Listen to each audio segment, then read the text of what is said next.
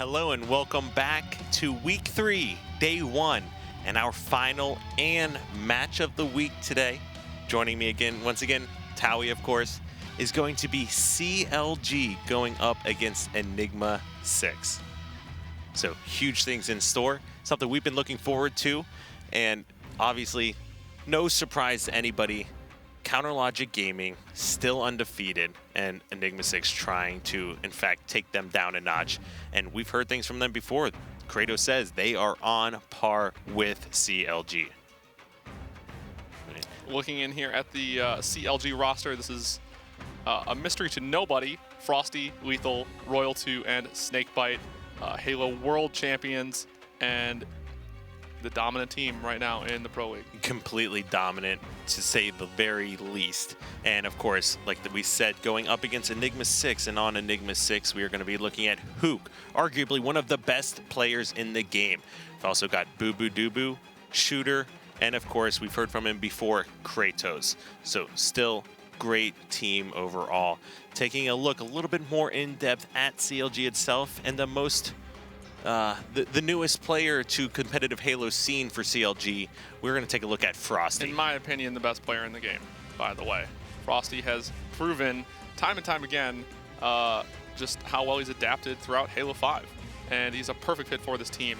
Started playing Halo with Halo CE, actually, at the Halo World Championship Tour. Columbus was his first major tournament, and started gaming when he was around 4 years old. That's a lot of years. That's pretty amazing. That is kind of outrageous if you really think about it. It's really an unfair advantage, if you ask me. That's it, yet to say the least. All right, now, of course, there was the veto system that we have in place, and after that, we are left with 5 game types. Game 1, Fathom, Capture the Flag, followed by a Regret Slayer, and then Strongholds on the Rig. Of course, if we do need to go to games 4 and 5, that will be Truth CTF, followed by Game 5, Coliseum Slayer. It is important to point out that CLG's only loss so far in the Pro League is on Rig Strongholds, which is in Game 3 of the series. Absolutely. Now, I do want to bring up some of the match stats that we've had from last week and take a look exactly at how these teams and players have been performing. Take a look. The ones in the red are going to be the highest there. Royal 2, KDA, 8.49. That's absolutely ridiculous. Absolutely insane. All right. And then, of course, on the damage per death opposite statistic is really going to tell you a lot of the story here. 199 for Royal 2, laying down so much damage per death in every game. It's incredible. And the fact that, you know, of course, it's a lot easier to have high kill death assist ratios when you are staking teams and completely outslaying them throughout games, but just the fact that it is this high, Royal 2, one of the best players in the game. And then, not to take anything away from Hook, who still has insane numbers. That's kind of outrageous. He actually beats out Royal 2 in the damage per minute category. Just a phenomenal player. He just, 8 phenomenal players here about to go head-to-head, and it's just a matter of time. Well, I say it's a matter of time. CLG might disagree with me, but somebody's eventually going to take a series off these guys. Eventually. Whether or not it happens, I guess we'll only have to find out.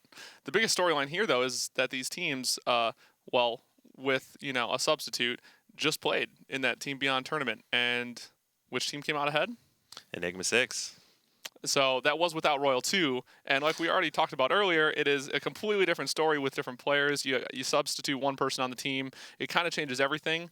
But Hook was playing extraordinarily well in that series. But look at you saw those stats before. You're missing the guy on your team with all the top stats, essentially. So obviously a big replacement. Yep. All right, now we did have the opportunity to speak with Boo Boo Doo and hear a little bit about what they've been doing and how they're getting ready for this series. So we're going to take a look at his interview and see exactly how he feels about this upcoming match. I've learned we all get along really well in and outside the game, which is really big for just chemistry and teamwork. And that even though we're down in a series, we're never really out of it. We all just look at the score as 0-0. And I think we've reverse sweep like a couple teams so far, so we're never out of the game, and we're always resilient. Mainly just tick them off. They're a team that you can just get in their heads, and I mean, I've done it before, just teabag Frosty, and that should help us close out the series. So some other teams have gotten together and they decided not to practice against us or not give us any practice because they don't really like some of our players. And that's not really going to affect us at all. And we're just here to prove that we're here to stay. Predictions. Well, I'm the type of guy that always wants to go to that game 5 on a series, but definitely want to try and just get that 3-0 for sure. Great thoughts from Boo Boo Doo, and of course, team gets along, great team chemistry, and looking to bring out and do big things here against Counter Logic Gaming. Yeah, absolutely. I mean, over the years, I'm sure you can attest to how important it is to have that chemistry on your team. You know, pretty much every team you've seen success with, I know you can have that said for, and likewise for myself. Every team that we've been a part of, you obviously have a great relationship with those teammates inside and outside of the game, and that typically will translate pretty well to success in the game. You're absolutely correct. Such a huge factor, and whether or not I mean, of course, you don't have to have great outside chemistry to be successful, but if that long-term goal is there, it's only a matter of time before teams that don't get along just start to fall downhill. Yeah, absolutely. All right, now we do want to bring up again for any new people watching, we recently had the HCS League skins released, and that was going to be for 3 teams. So that is going to be Counter Logic Gaming, EG, and of course, you know a little bit about Evil Geniuses there. And then thirdly, Optic Gaming. Of course, a split from the proceeds from each pack will go directly to the teams. And the packs will include a custom Magnum skin, assault rifle skin, and emblem. Right. So that's definitely pretty cool. I'm buying that Evil Genius skin literally within seconds that it drops. I haven't decided which one I'm going to get yet. You might be more of a green wall kind of guy, huh? Well, I'll probably get all 3. I mean, who am I kidding? I'm definitely getting all 3. Yeah. I can't. There's no way I can decide like that. Right. You got to support everyone. You got to support, and of course, anyone watching, everybody gets along with everybody for the most part. For the most part. And there's just a lot of great people in the community as well. So love to show our support anyway. If you watch their individual player streams, support them through the skins, lots of different opportunities where you can get up, show your support, of course, and follow everyone on Twitter. Lots of different things you can do, and of course, lots of great people here in the community as well. Yeah, absolutely. All right, now, Towie, I know you're trying to get out of it, but give me a prediction here for this series. You know a lot about predictions. CLG. Just tell me you want more Magic. Just be honest with everyone. You want more Magic? Because apparently everything I've said so far has come true. That's true. Yeah, I want to see more Magic. I mean, I'm probably out, to be honest. It's kind of been a lot for one day. Okay. Well, how about just this overall series prediction? Overall series? I think it's going to be CLG's going to win. But I think it's going to be one blowout, 2 close games, and they're going to drop a game. It's going to be 3-1. Gotcha. And what do you think? Well, I see you really going off the wall taking CLG to win. Yeah, really just, you know. I'm more of a risk taker, naturally. Okay, so you said it was a 3-1 then? It's going to be a 3-1 with 2 very close games. 2 very close games. I mean, that's a pretty good guess, especially considering some of the previous series that we've seen from them. I'm going to predict a 3-2. A 3-2? Yeah, I mean, Hook is the real deal. I mean, Hook is the truth. He is so good. We've seen it time and time before. Individual players can literally change the outcome of a game. We saw just amazing sprees from Ninja. We saw the Optic Gaming take that game from CLG. Yep. And Ace put up some huge numbers, even beating out Frosty, who had a free kill tag managed to have the kill tag, yeah, true. So 5 kills right at the end of the game in the last 10 seconds, and sure, better have some good stats. Yeah. And even other players who straight sick, completely taking over the beginning of that Coliseum flag against CLG as well. That's true. CLG has shown a little bit, you know, more of a weakness in some of their matches lately than they have in their scrims, and you know they're practicing before Worlds. They I don't want to say they look beatable because they've, you know, clearly been winning basically everything for a while now, but they at least look a little bit more beatable than they have recently. Okay. Yeah, I mean, I could buy that. At Worlds, especially in the finals, just unreal performance. And going forward here, even though they're the dominant team, you can't argue it, doesn't matter. Any given Sunday, you can still come out and be beat. Absolutely. 9 times out of 10, you just need to win the one time. It's going to take a lot for E6 to be able to pull something like that off. But, you know, if they can get out to a hot start, especially by being just more aggressive. CLG is so dominant because they collapse so quickly on those opposing team spawns and so accurately predict where to be. All right, and game 1, like we said, is going to be capture the flag on Fathom. Towie, who do you want to start this game off with? Oh, we got to go with Frosty. Going with Frosty? All right, I can get down with some Frosty action here. Let's hop on board and see what he's going to do this game. He's put up insane numbers so many different times. Grabbing the BR to start this game. You see this opening start here from CLG. Everyone clearly knows where they need to be looking and what they are watching. I like this play coming over here to get that storm rifle and just provide some cover fire for his team. You see Lethal getting that pretty easy kill. I wouldn't be surprised to see Frosty clean up this guy and then go immediately for the flagpole. And Frosty moving across the middle of the map, untouched, unscathed by anyone. Finally taking some shots from elbow. Kind of gets caught off guard by that spawner, though. You saw him try to lay down some shots. He wanted to get to that flag before those players spawned. He did not. He was a little too slow. He had to clean up that last kill. That player ends up spawning there, gets caught between 2 different guys, 2 angles shooting him, and that flag is now run. And he was probably a little surprised himself, like, where is everybody? I'm pushing across. Yep. And Frosty with that splinter nade on Hook, who is going to have the storm rifle and camo, so creating a perfect opportunity potentially for his team. Frosty just says no. Right. I really like this play, just playing it slow when he needs to. He's trying to get ahead of the other team here.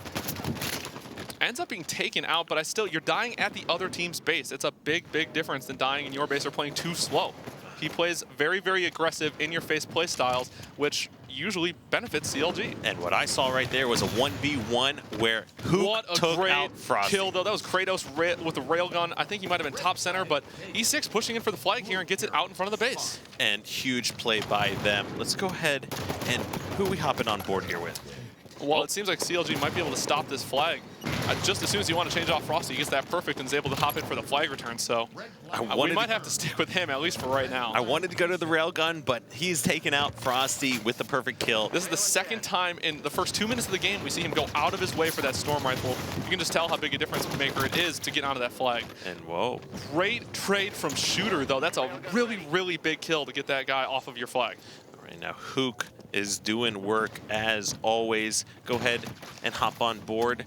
And it looks like Boo Boo Doo Boo, take my Doo Boo with the flank right now trying to push in. Frosty somehow getting behind someone there, but Hook has this camo, able to get the cleanup kill on Frosty.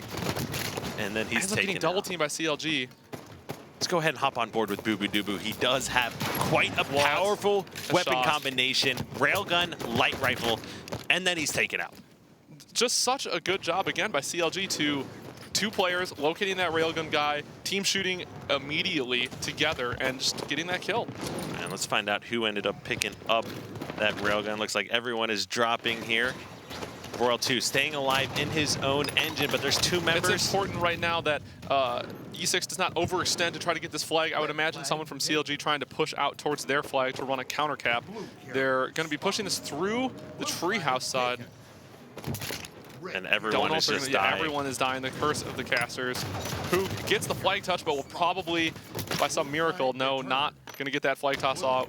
2 players returning that flag. That's a good job by CLG. And I love it when you see 2 players go for this flag returns. It returns it so much quicker and such a more. You just have to hop it with 2 people. If the bar, the timer on it is below halfway, maybe you can jump it with 1. But just 1 person with a full, reset timer, you're not going to really get that return that often against the top teams. And that was railgun in the hands of Shooter. Almost picks up a 2-for-1 there, but actually finishes off the kills. That's going to be several members dead. 3 members dead for CLG, but Royal 2 doing work top center, picks up the kill on Shooter. That's railgun down in treehouse. Yep, and this next railgun is going to be coming up here in just 10 seconds. Let's see what each of these teams does for this. And it looks like Royal 2 doesn't know that it's down there, but we'll hop on board with the one that is leading the kill death assist ratio and damage output, pretty much everything on his team. All playing categories. We're going to leave it at that with Royal 2. Right now, making his way top center. I don't know if he knows that this guy is there. Ends up getting a trade. They're both players positioning themselves for that camo. I like that play. It's maybe try to hop on board with someone. It looks like Snakebite was taken out by a stray nade that was stuck up there, a pulse nade. who did Camo end up going to? And I'm trying to get Camo guy, but it looks like everybody's going for it. Frosty ends up with it right now, sneaking across players. He doesn't see these guys in Treehouse on his radar, though. One of Frosty's greatest attributes. He ends up getting spotted.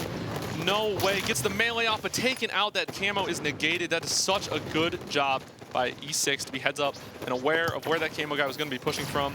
You know, Frosty, I was cut off there, but just one of the best objective players. He always seems to position himself in the right spots to be able to get that flag out at the appropriate times, and is always efficient with his flag runs. So that's just, can't say enough about how good a job that was from E6 to stop that. And since everyone I choose here on camera is in fact just dying instantly, I'm gonna stick on board with Hook for a minute. I will stay with Hook while he's laying down all this firepower from top center. Exactly, and that light rifle, you can just be so powerful with it. Of course, if you're zoomed in, it only takes 3 shots as long as the third one's a headshot in order to pick off a kill. I don't know if he knows that this guy got to his base. Off his spawn, we see Frosty. He pushed out here. He ends up getting double teamed. This is just a great job from E6 to be aware of the spawns. They knew a player that spawned up Silo was going to rush to their base, try to get that flag pull out to go for the objective dilemma. But instead, they caught him off guard. They caught 2-on-1 on that guy and then 2-on-1 on the next guy. Good double teams, and then ran the flag in for a cap. And that's great teamwork. That was a stealth flag cap as well. Kratos pulling that objective at the exact perfect time, running that across the map, and we've got a 1-0 lead now in favor of Enigma6. Yep, E6, they split the spawns there. They split them up to Silo and flag and collapsed appropriately. That was just textbook. That was really good. Now, CLG has been a team that doesn't necessarily always get off to the best start in a game. Sometimes it takes them a little bit, but we've seen them always just consistently close it out. And here we have the new railgun that just spawned up. Hook is fighting for it from bottom center, ends up trading, I believe, with Snakebite, but that railgun is going to be down bottom center on the CLG side. I'm not sure who's going to be able to pick that up yet, but that will be key. And that was just 2 members down for both teams. And if you look at the stats there, E6 out-slaying CLG right now. Railgun going into the hands of Snakebite right in front of him, and Kratos picking up the kill. Gets cleaned up. Looks like almost all the players on the map, they know this railgun's down here. Both teams trying to get their hands on it. Whoever can get this railgun, I believe, is going to be able to get control. I was going to say, let's stay on board with that railgun, but it looks like somebody did sneak by and pick it up as well.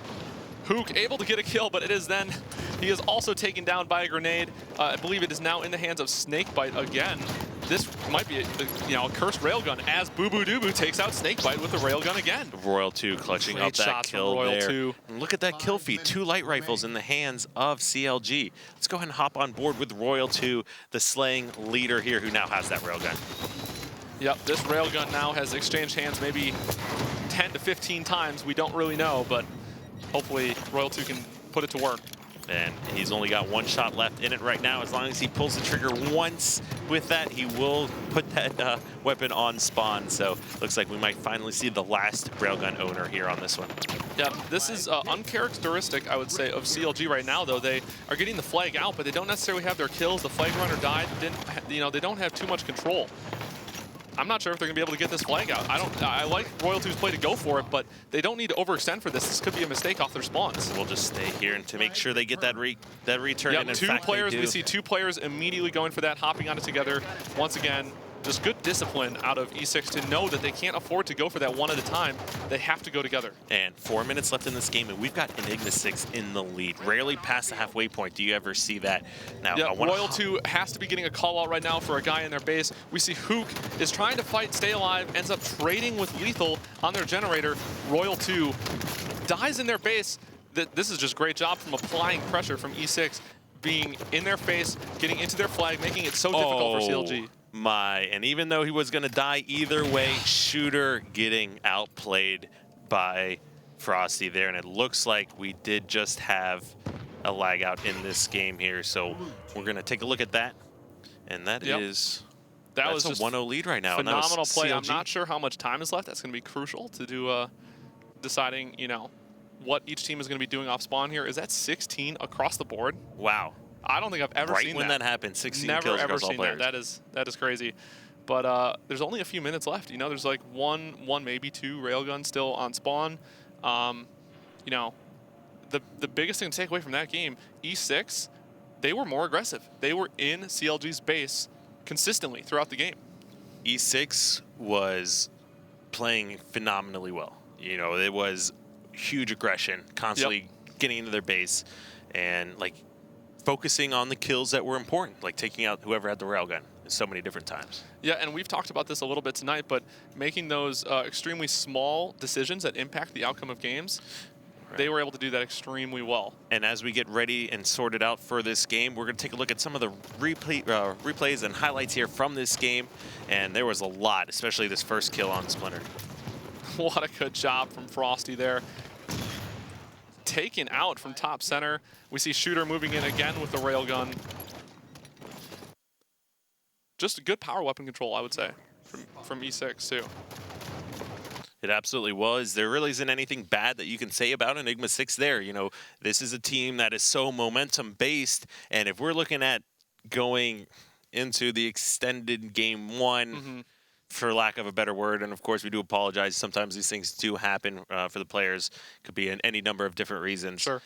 But who is this kind of replay going to favor? Because so many times, like let's say that's capture really flags, tough to say.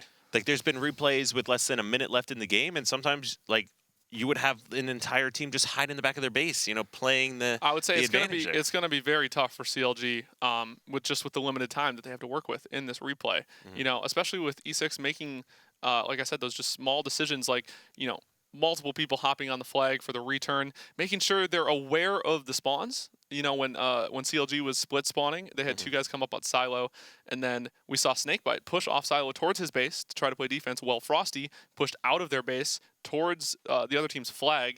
They were aware of that, and they had two guys fight Frosty, get the kill, and then double team the next guy. Their communication has to be about, you know, the small talking through situations to just know who's doing what and who's responsible for what, and it shows in the game. And of course, it is unfortunate that this did happen, but the good part is that I did not see either team with necessarily a huge advantage.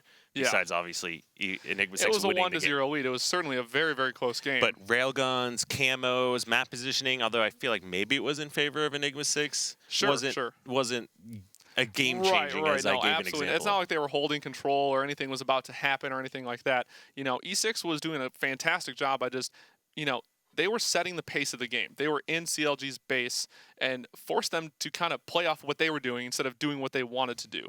You know, CLG was kind of probably caught off guard a little bit by that, and you got to give credit to E6 for, you know, causing them to play like that. Yeah, and Enigma6, the only way you're going to be able to take down CLG is by making them play your game, because you're not going to beat them at their game. They're just too good at it. So Enigma6 is definitely controlling that pace. And I'm expecting big things out of this series, and it's turned out to be our match of the week. I was already excited. I'm a little bit more excited now after the way that we've seen Game 1 go so far. It's going to be exciting, especially if they're going to be able to close this out. But we've seen 3 caps in a minute and a half. You know? Yeah, it totally depends. It's going to be really interesting to see the opening strategies with such limited time, especially too. You know, if you get control, you get the other team on split spawns, you know, they could get 1 or 2 caps here in the first 1 to 2 minutes. Right. You've seen it so many different times, especially in that Liquid series earlier. That was literally 3 caps in less than 3 minutes. So there's plenty of time left in this game for anything to happen. Yep, absolutely. Like we may still see 3 flag caps from CLG. You never know. Yeah, you really don't, especially if it goes into overtime then too. Exactly. And that'll be interesting to see how that would play out actually as well. All right, we're just getting the players set up here, and we'll be back in game in just a moment. So, Towie, how do you see this game starting off? To be honest, I would be very surprised if E6 did anything but just try to play defense. They're obviously going to be contesting for the power-ups, for that power-up in the railgun, but, you know, they're going to be playing much slower. They're going to be in their base, and they're going to be trying to just prevent those flag pulls. If you can't get the flag out, you know, CLG's not going to be able to score. Right, and players are back in the game right now. We're going to start off with Kratos, see how he is going to be able to hold off CLG's aggression and stop them from being able to pick up a cap. I really like this play off the start. Kratos taking a great route, finishing a weak kill, getting shots on another guy. We immediately see Boo Boo and Kratos top middle with control. Their flag is out, though. I'm not sure which player on CLG was able to get that pull. Would not surprise me one bit if it was Frosty, but I don't think CLG really has control enough to get that flag anywhere. And it looks like that is camo in the hands of Hook there, and railgun here in the hands of Snakebite. This is big, though. That's 2 dead with Snakebite top center, and the flag is out. This is going to probably be a flag cap. The one player alive that could stop it, Hook, gets the kill. Not in time, though. Multiple people from CLG end up getting back. I'm not sure how they won that start. 2 players were down. And we see everyone E6 is had top up, center but control. just like that. This is what, yes, exactly. This is what you need to do if you're CLG. Immediately off the opening starts of the game, they win that start. They had a flank out to the base, and they got that flag out. Caused an objective dilemma. And look at the confidence from Snakebite. He thrusted out in the open to make sure he can commit to that fight. He knows, I have the light rifle, this weapon's stronger, and as long as I hit my shots, which I know I'm gonna do, I'm gonna win this 1v1. Yeah, this is extremely great teamwork that we're seeing out of CLG. They are now collapsing into this base. They know all the spawns here. We see Boo Boo Doo trying to get out of the base so that they do not all get collapsed on. Snakebite opting to stay alive and back up a little bit. We see Boo Boo across the map going for that flagpole, knowing he's the only one over there. Even though they have control, this is a pretty heads-up play from Boo Boo to get that flag out. He's looking to be a distraction for his team, and Snakebite with Royal 2's help end up picking up the kill there. Hook was just no shields in that treehouse, stays alive. Shooter tries to help him out. Such a good job from Hook there. They end up not getting the kill. Snakebite might still get cleaned up, does get cleaned up, but just to apply that pressure, you know, they were all in their base. CLG had control. E6, that was a great job to make sure they didn't get that flag out. And not only that, but Hook, who has no shield, stayed alive, jumped up the treehouse, jumped out the window, and then picked up the kill on Snakebite. Yep. Snakebite, one of the best players in the game, almost had a double kill. Hook shuts him down. Wow. Yeah, Royal 2 possibly staying alive with that camo. It looks like he, yes, does jump back up to top center to stay alive. That is unbelievable that he was not finished. This kid is a ninja, staying alive, making the perfect rotation, avoiding getting shot, and then immediately jumping back up the top center. The location is known. Players trying to collapse in around him, but he's buying so much time for his team. They're running the flag back while he's doing this. He's being such a distraction, and we also have the makes rail so much gun more difficult in the hands of Frosty as well. So we'll take a look. He still has camo left. This is a 2-0 or 2-1 lead, keep in mind as well. And it was happened fast enough to where the game would not have been in overtime either. Still so not in overtime. Basically everything going according to plan, or as best we could hope for in these circumstances. Royal 2 picking up a huge reversal. Let's see what Hook has got in store, what he'll be able to bring back. We'll go ahead and stay on board with him through the death. Take a quick look at some of these stats, and Snakebite off to a very strong start this game. Yeah, we see Hook getting that garage spawn, immediately fighting Snakebite out in front of the base.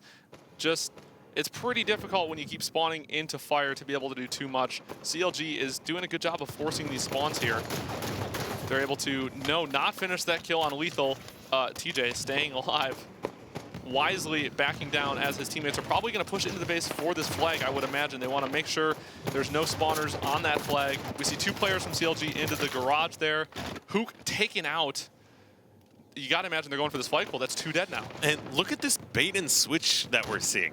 I feel like I'm watching like some sort of special ops team kind of move around the map, going around. It's insane. Like, but nobody's watching these cams. spawns. They just spawned up Silo, a very predictable spawn, and he gets a free route to top center. No eyes or shots on him. And here he is killing the top center guy, then fighting the flag guy. Oh, and Royal 2, if he can pick this up, it would be huge. Almost gets the kill, but a huge job by Hook there, stopping the flag of what should have probably been a flag cap. CLG just not watching those spawns. And there is camo up as well. Yep, I'm not sure where that new railgun just went, but this camo is up top center.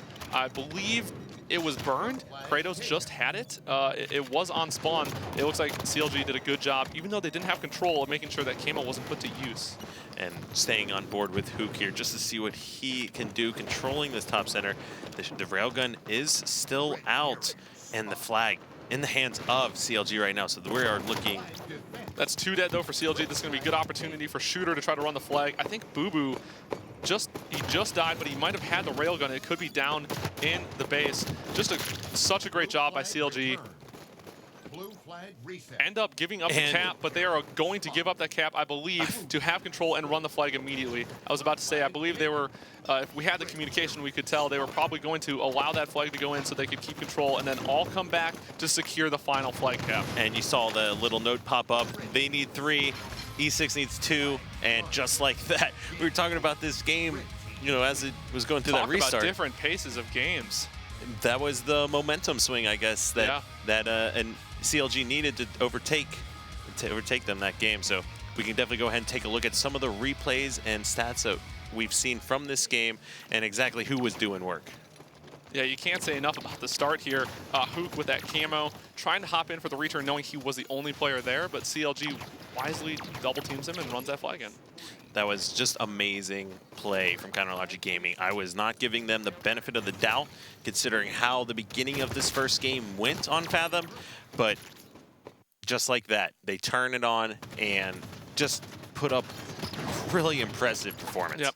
The difference maker in between those games, in the first game that we saw, a player would sneak out of the base on CLG, get to the E6 base, try to run that flag even though they were flanking out when E6 had control, and would be met by players expecting that play. And in this game, we saw CLG basically doing something similar for 2 of their caps, running it back while they were still fighting mostly from their base and applying pressure, but E6 just not catching that flag guy in their base. You know, they were catching him too late. He was able to get it across the map or run it back towards his teammates that were spawning up, and they just secured those caps. And there is a little bit of confusion there, but this Fathom CTF, it is going to be 3-2 because of that replay of the final score. So we are going to be looking at Game 2, Regret Slayer. We've seen just how dominant, and we talked about this before. I mean, it's an okay game type for CLG Regret. You know, they've done pretty well, I suppose, in their previous matches on Regret. Gotcha. And that was a 50-21 victory. You know, I mean, who remembers the exact scores? It could have been anything, really. All right. And Regret Slayer, who, I mean, it's hard to put this in anyone's hands other than Counterlogic Gaming. I mean, yeah, this is, you know, I would have said Regret was not one of their stronger Slayers until we had to play them on that game type. But, you know, Regret, in general, that game type can kind of go in a number of different directions. And, you know, the pace is kind of set by the early plays. Against us, they did an amazing job off the start of splitting spawns, and that's what led to them winning by such a wide margin. You know, it could definitely be anyone's game. It's a difficult game type to be consistently really, really good at. We saw, like, World Championships. I felt like Allegiance was really strong at that game type. You always saw, I believe it was L-Town, putting up huge stats, always in that 15+ or even that 18 to 20 kill mark on that game type. And then, like we saw last week, 17-2 out of Frosty on that game. Right, but I mean, you know, come on. I mean, it's Frosty, and Frosty is looking to come out and make a statement. Royal 2 was not with them yesterday when they've dropped a few games and lost that tournament to Enigma6. And based on what I saw, Royal 2 is making sure that that doesn't happen again.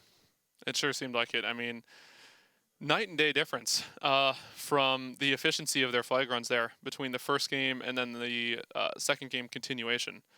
You know, they just, it seemed like I don't want to say going through the motions, but they just weren't. Of course, they go over things like before the game, but they weren't focusing on the right things at the same time in game 1, CLG at least. And then in the continuation, you could tell all 4 of them focused on the right things at the right times. You know, they were all in positions to finish those weak kills. Very rarely did any weak guys get away. When a flag got pulled, it was being pulled and ran towards teammates with the right routes, predicting the right spawns, watching the right areas for where the other team's pushing from. They were just really, really efficient. And that was definitely the difference between games 1 and 2. And when they were in the garage side of Enigma6's base, and we saw Royal 2, and I believe it was Snakebite, but not 100% correct on that, just the bait and switch was so impressive. It's outrageous.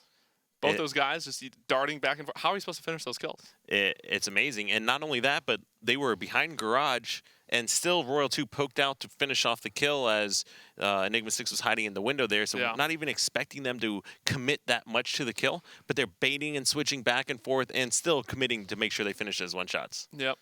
Now, it's going to be interesting to note for this next game type. I'm not sure how many teams do it. I can't really say that for certain, but I know CLG, they like to put an emphasis on the plasma pistol for Regret on top center. So oftentimes you see, as we did earlier today, the focus being on top center almost more important than overshield sometimes. You know, with the right amount of teamwork and, you know, different angles, you can finish off that overshield or make it, you know, not nearly as useful as having top center control to lay down that fire on the other team. So with that plasma pistol, it's important to see, you know, if they keep track of it, if the communication, we won't have that, but we can see if, you know, CLG is following where that goes and trying to use that throughout the game. It's always a tough decision on what you want to do going for the overshield or controlling top center, because you throw in a ninja or a charged up plasma pistol shot or a triple team, and that overshield guy is going to get melted. Yep. So a lot of different opportunities there where you can kill an overshield guy, and it's a lot harder to regain top middle control in those situations. The difference maker, especially for this game, is going to be how well each team can collapse on their spawns, because usually this game type is about swings and momentum, and one team can go on a run while another team goes on a run. And CLG is just, you know, one of the best teams, if not the best team, at fully collapsing, making sure they get all their kills in the base. They don't leave anything, you know, around, and then recollapsing on the other spawns again. And we saw Evil Geniuses in the series earlier, exactly that, how you predicted it as well, back and forth game, going all the way up to the end where they're starting to close it. Now, the players are ready. We are going to jump into Slayer on Regret. And who are you looking to get this game started off with? We got to start off with someone here on E6. They came out really, really strong for the series. Got to rebound here strong for game 2.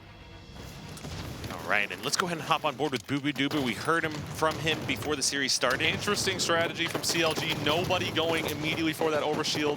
We see, I think that's Snakebite with the flank. 2 now dead for E6. This might be 3 dead. No, Boo Boo Doobu takes out that kill, but ends up getting cleaned up. Just a great start from CLG. I think they got 2 guys at top center and cleaned up weak kills down low. And that was with Enigma6 actually grabbing that overshield as well. You know, we haven't seen a lot here from Lethal yet today. So let's go ahead and hop on board with him and see what he has in store. He already killed Boo Boo Doobu once in the tunnel down low, and now he's pushing back up top, and he's got control of that carbine. And I love what we're seeing from CLG here, just the different elevations, using that to still double team essentially the same people. So guy going all the way up to the top car and working with the guys on the platforms here on the side. So just great overall play and collapsing. Just the way they methodically move into the map is so impressive from CLG. Yeah, absolutely. What a great job to stay alive from TJ. Turning around, finishing the weak guy. He possibly gets the triple here, but gets that guy weak while his teammate will end up getting the kill. They go 3 for 1 in that scenario. Yeah, I thought we were going to see a triple kill out of him. I think maybe he was trying to thrust and it wasn't up yet, perhaps. We'd have to take a look at that again, but still, big plays from Lethal. Yeah, even with that early lead and map control, you know, it's 11-6, but oh, well, that's a good finish there from CLG. I was about to say the score could be much worse, but they're on these split spawns. I would expect CLG to be able to collapse as E6 now all spawn up at the blue base. And when we say collapse, it's essentially getting all of your teammates to move around and coordinated push to from multiple angles. Right, we see all 4 player outlines. That goes 3 down now for E6 as this last player is finished again. 4 for 1 in those trades from CLG. And look at this, Snakebite, 0 kills, 7 assists, 3 deaths, just creating opportunities for his team. And on the reverse end, not that many assists out of Enigma6 yet. Great trade by Royal 2. That's essentially best case scenario for him in that situation. The overshield should have just come up. I'm not sure. And it looks like CLG able to get it. They were applying so much pressure onto those spawns, it made it pretty difficult for E6 to be able to get out of the base to even get to the overshield. CLG is looking to do to Enigma6 exactly what they've been doing to everyone else on this map, and that is put up a dominating performance on this map and Slayer. And this is what they do best now. You see Snakebite get those 2 kills. He knows that he needs to continue to be fast to finishing these kills. They need to finish those kills and then turn around and focus on the spawners coming up across the map at the other base. All right, take a quick look at the stats. Just to want to point out, Snakebite, 2 kills, 10 assists, 3 deaths. Look how fast he's just constantly rotating back and forth. The fact that he has that high of kill participation already is impressive enough as it is. Yeah, absolutely. Getting a little friendly team nade going on over there. And that's not sure. I'm not sure what happened. There might be some sort of an error in the game. It looks like they are going to play through it as CLG is pushing up towards top arch side. Perhaps a bit of lag for a moment, but either way, everyone is still in the game and connected, so they will continue to play here. Great positioning. Now it's a battle for this top center, but CLG just better positions overall. Yeah, absolutely. Frosty's going to be taken out, but that's 2 dead pretty much at the same time here again for E6. It's going to be important to try to buy their teammates time as they all spawn up at this base. CLG once again with map control and cutting off those angles. You see Lethal throwing those nades, making sure no players are getting out to the arch side while his teammates are pushing behind him. 31-15 and essentially going 2 for 1 throughout this entire game so far. I mean, Enigma6, they're not out of it yet. We've seen teams go on those huge runs back and forth, but wow, great plasma caster shots from Snakebite. Once again, picking up a few kills and just disrupting what Enigma6 is trying to do here. Yeah, we're going to have to jump on board with Shooter here from E6, see if they can do much of anything. They're at least able to move off their spawns right now. You know, not nearly as much control from CLG. Let's see if E6 is able to really bring this back at all. Royal 2 doing an incredibly good job of staying alive under the base. Looks like he is able to stay alive, and then I believe that was Snakebite finishing the kill on Shooter, who was weak. And look at this. These assists, I'm so impressed by it. The kid is doing just an amazing performance. He outrageous. has more assists than E6 combined. Yeah. And then throw in the kills there, and that is some really high kill participation. Yeah, he's doing exactly what he needs to be doing right now. He's rotating between needles. He's going down low, getting those angles, finding out where the other team is pushing from, and then letting his teammates get shots so that he can push out here. He got all the way onto the map for free and is now catching a flank on a guy up on top. That's just great map movement from Snakebite. But it looks like they're down by 11 here still, so they started to cut the bleeding a little bit. The lead is not growing, so still opportunity to try to close this one and bring this one back. Yeah, absolutely. Neither team really with too much control right now. This is a strange game. In the second half of this game, at least we see Frosty all the way up top arch side, crouching, waiting, baiting players into the open arch side so that he can try to get an angle. TJ also top center applying pressure. This is probably not good for E6 as CLG is able to collapse on red base. Snakebite wisely coming back up. It looks like Frosty ends up getting finished, but they're looking for a player. They're not sure if there's one there. That gives E6 time off their spawns to push up to top center here. Although with this huge lead, I'm sure they're feeling still pretty comfortable. You know, one of the most impressive things about CLG is even when they don't have control, it looks like they have control there because they're waiting for their teammates and waiting for the push. Very rarely will let you go on big runs against them. That's true. And no one's been able to grab this plasma caster yet, so definitely look for someone to. On the overshield though, Snakebite ends up dying, but gets the burn, which is good for them. Big shout out to Clutch, their coach, obviously on top of the timing for that. Right, and Shooter was picking up that double kill bottom center, helping them burn the overshield, making Snakebite burn that. Jump up here to the top of car 3. And just like that, the teamwork, the collapse, the call-outs. That was a fast melt. Snakebite immediately knew he was there, immediately thrust it out of the way, no health, stays alive, gets help, picks up a kill. Yeah, we're going to have to jump on board with someone from CLG here as E6 are all spawning up at red base, it would appear. Frosty expecting them to push out, wisely laying down shots, not pushing in, knowing that they're going to be pushing him and wants his teammates to come up, help, and hopefully finish these kills on the guys that he gets weak. Right, and great overall play here, and it's 49-32. And take a look at some of these stats here. This is impressive stats. Is that 18? 18 assists for Snakebite? I've never seen that many assists in a Team Slayer game in Halo 5.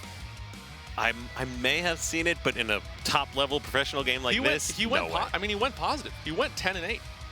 This is a regret Team Slayer, and he had 18 assists. That is absolutely outrageous. And we can't take anything away from the kill death assist leader here in the league. We've got Royal 2, no surprise, going 16-8 this game, followed up by Lethal, even outdoing him with that 15-9. Yeah, just the assists across the board for CLG. You can't say enough, but I mean, I really can't emphasize enough. Look at Snakebite. I mean, Royal 2, 16 kills, 8 assists. That's going to be 26 kills that he accounted for, essentially. Snakebite, 10 and 18, accounted for 28. It's outrageous. Insane play. Let's take a look at some of the highlights here from that game and see exactly what's happening in this Regret Slayer game 2.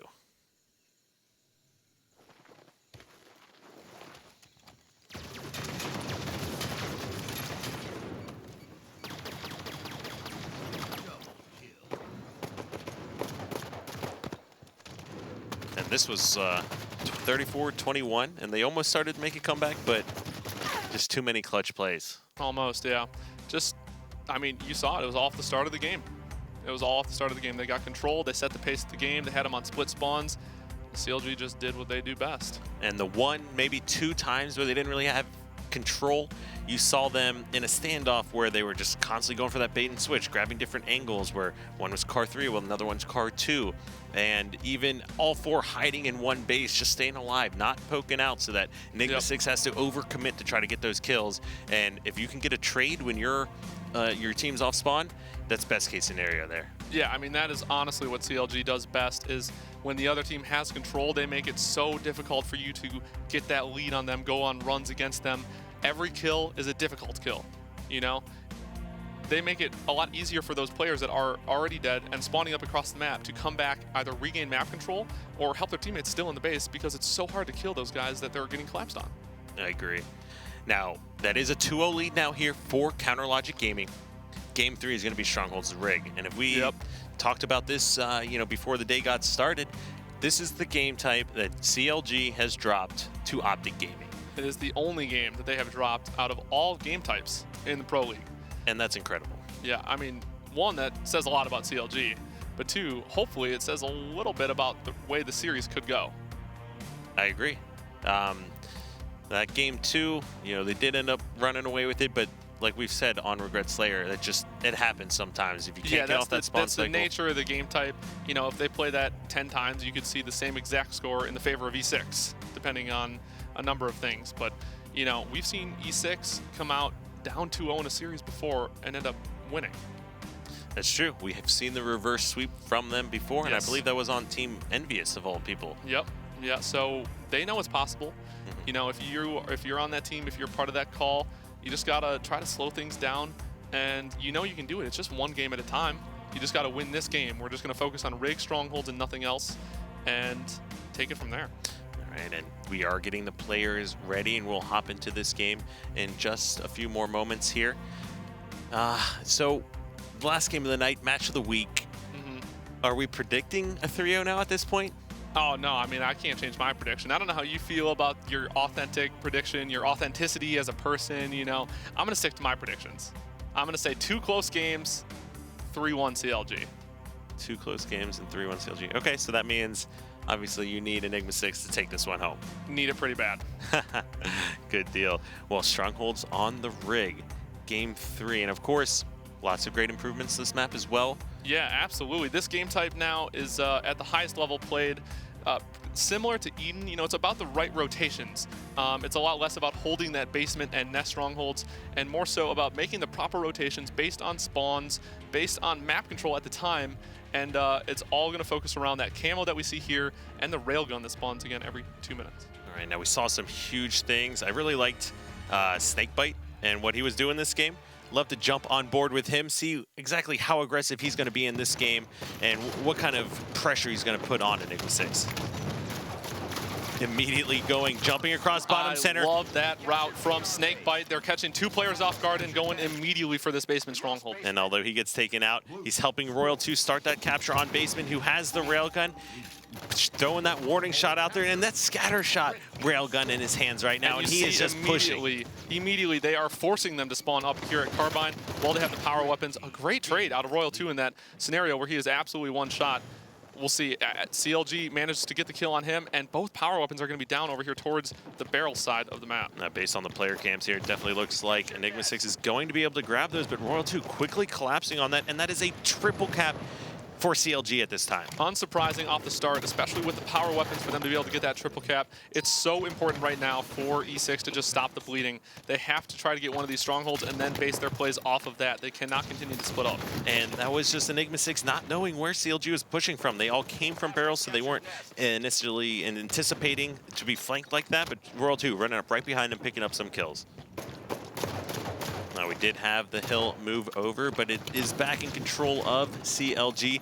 We're going to go ahead and jump on board with Hook, starting to make some plays here for Enigma6. Hook manages to just flank around off of his spawn, gets that SMG, gets a kill on a guy, and is now in a prime position to finish this kill, possibly on the railgun guy. Great kill on Frosty. Hopefully they're able to really make some work here.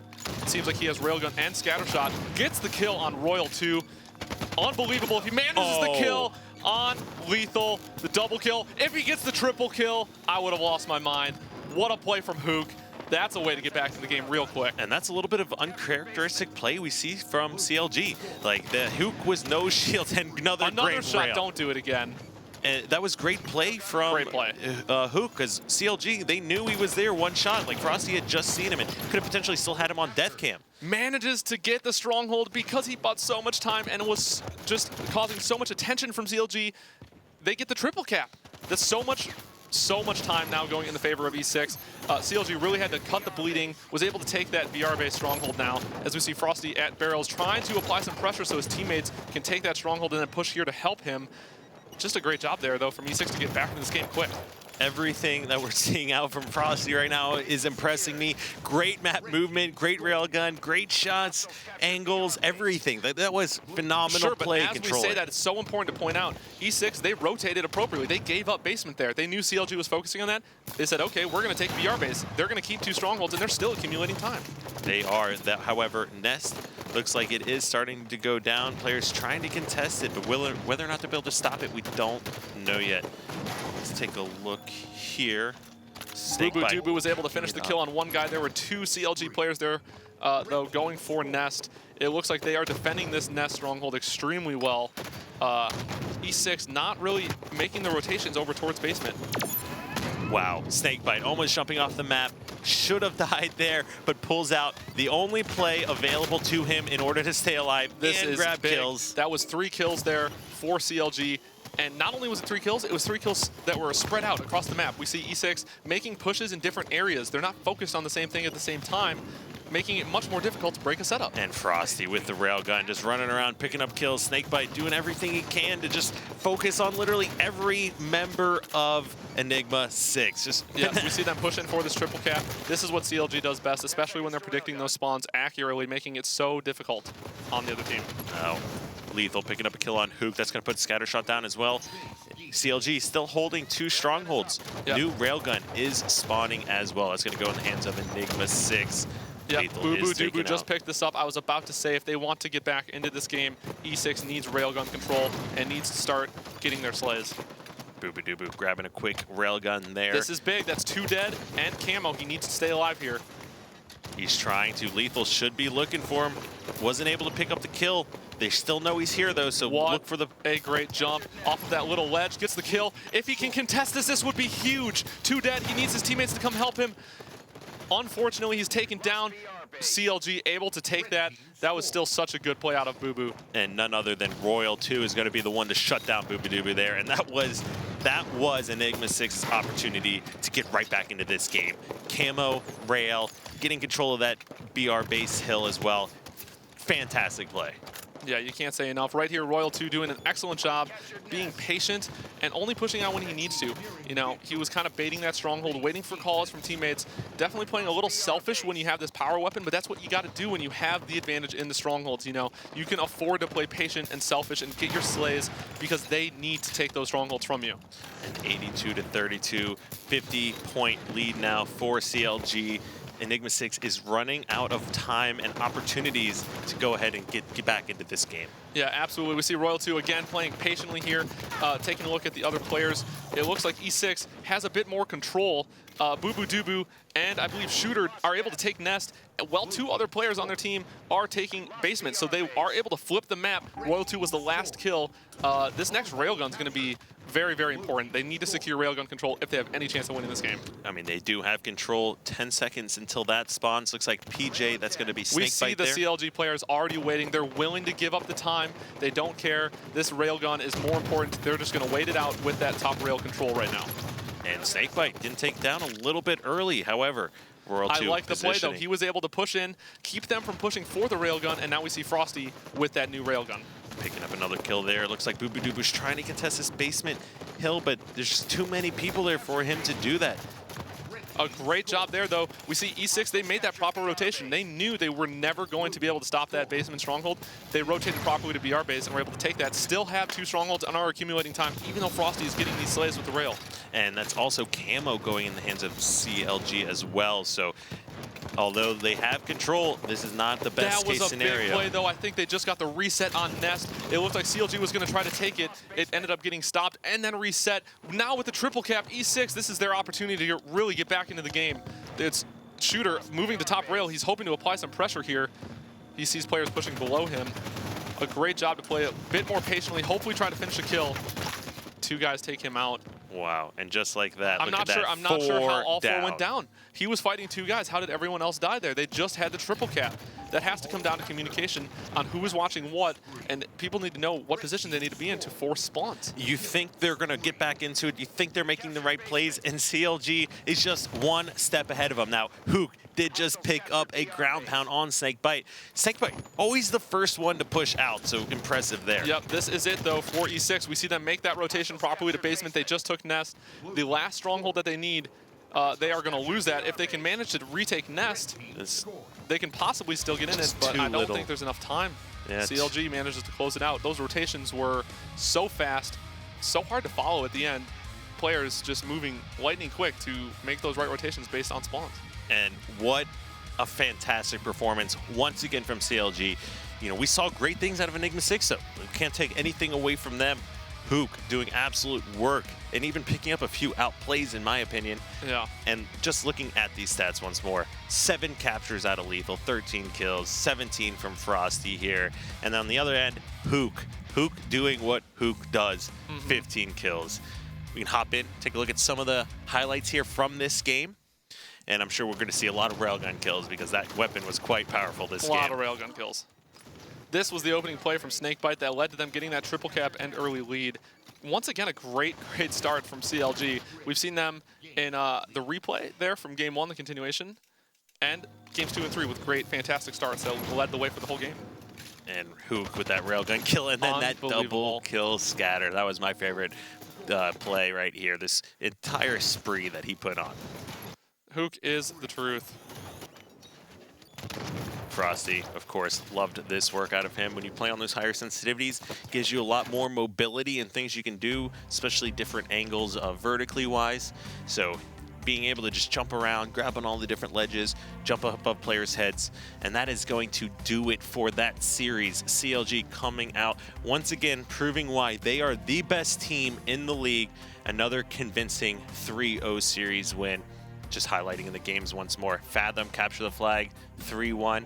Regret Slayer, 50-32. The Rig Strongholds, 100-66. So just great overall play from them. But like we said, not take anything away from Enigma6. They could easily still be the second contender here. I mean, they showed it, especially in that Game 1. You know, they had that game. It's hard to say what, how that would have ended if there wasn't a lag out towards the end there. But all the games were within reach. If they had had a better start in Game 2, you could see them, rebounding for Regret Slayer. And especially in Rig, they got that triple cap, I think, 2 different times. They weren't able to hold it for long enough. But, But we actually got a lot of promise. An interview coming up here, and we have none other than Snakebite, the man that put up insane numbers, especially in that Regret Slayer. Yeah. And in my opinion, coming from maybe a support player history, I'm always a fan of the assists. Snakebite, are you with us? Yeah, how's it going, guys? Doing good. Fantastic performance coming out once again. Another 3-0 by you guys. What were you guys thinking going into this series here? Is this what you were expecting? I mean, definitely expected to come out strong. E6 is a great team. We knew we had to be on top of our game. A lot of stuff, unfortunately, happened for us this week. Royal 2 was sick. We only got 1 day of practice, which for us is really not the normal. So definitely just knew we had to kind of step up with the lack of practice this week. But not expecting a 3-0, hoping for it. Obviously, we're confident with how good we are, but definitely showed up today. All right, and one of my favorite things of that series, Snakebite, was that Game 2 Regret Slayer. We saw huge numbers from Frosty last week, but I'm even more impressed by your numbers this week. It's just the most amount of assists I maybe have ever seen in a Team Slayer in Halo 5. It's outrageous. Oh, yeah. I didn't even notice what was happening at the time. I mean, 18 is definitely a lot for a Slayer. It wasn't until the end of the game that we were just kind of laughing about it that I even noticed how many there was. It's outrageous. I mean, I wish I could see the shots fired, shots hit or something like that, because you accounted for 28 kills. It's just outrageous. I had Plasma Caster too, so I think that was kind of helping with the assist for sure. That might do a little bit, sure. I mean, the speed at which you rotate back and forth and your team being able to, of course, it's a team effort. Let's not forget that there. Yeah. But you're just so fast on your rotations. Clearly, I say this every single time I talk to any of you guys on CLG. Just it's one of the best player in the game. I can never make up my mind on who it is. Yeah. What I am curious though, for those at home wondering, game one, a bit of a slow start. You guys had, I believe it was a leg out situation, and then, you know, obviously rebounded pretty strong in the continuation. Yeah, Royal 2's game just crashed. I mean, I don't know how it happens, but out of nowhere, his game crashed. E6 was definitely cool enough to let us play. It's definitely unfortunate for them because it gives us the ability to kind of talk about what we need to fix going into the replay. Granted, we have a short period of time, but definitely gave us time. We just did feel like we weren't overextending enough. We were playing too passive in our base, kind of maybe giving them a little too much credit with how fast they play. Sure. So just right as soon as the game started, it was just, all right, let's just push them their base, and that's kind of how the whole tempo of the game went. Yeah, and that was pretty evident for us to see, too. You know, you guys are definitely the best, if not one of the best teams at always adapting to whoever you're playing against, and, you know, that really showed in that continuation. It was huge and impressive nonetheless. Then going into this game 3, we saw some big things out of Hook this game as well. He had a few plays where he might even busted out a reversal or two, something you don't really see against CLG. How do you feel about Hook as an individual and where you've seen him come from, you know, as opposed to Worlds to now? Oh, he's great, man. I mean, the amount he's progressed with his game is pretty incredible. I said it a bunch on my stream personally. That Denial team, they're probably the toughest team that we played, like at Worlds or like at Regionals. And I actually thought he was probably the weakest one on the team. That's not discrediting him, but that's just how good those other players were. Now I feel like he's kind of just progressing more and more, and he's becoming a great player. I mean, everyone sees the numbers he's putting up. Definitely got to give him credit with how good he's getting at such a fast rate, for sure. It was pretty impressive. Now, PJ, definitely want to thank you for taking the time out once again to join us. Fantastic, amazing play from you and your whole squad. 18 assists once again. As always. Much love from a support player from back in the day, I suppose. We expect a lot out of you guys, and you just keep delivering, to be honest. Got to put the practice in, man. It's impressive.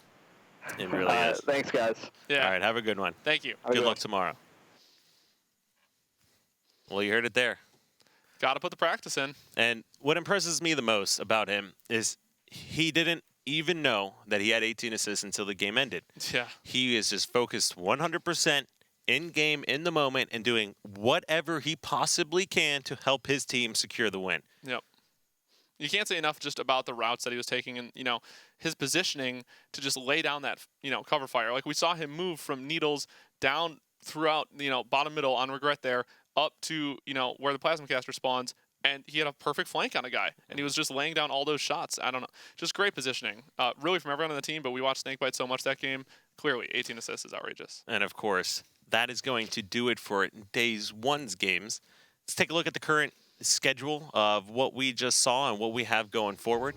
Of course, we had Evil Geniuses 3-0 Team Allegiance, Team Envious with that 3-1 victory over Team Liquid, Renegades a 3-0 over Optic Gaming, and Counterlogic Gaming, no surprise here, 3-0 over Enigma6. All right, and take a look at the current standings after Week 3, Day 1. Towie? No surprises here. Counterlogic Gaming, 5-0, 94% win rate.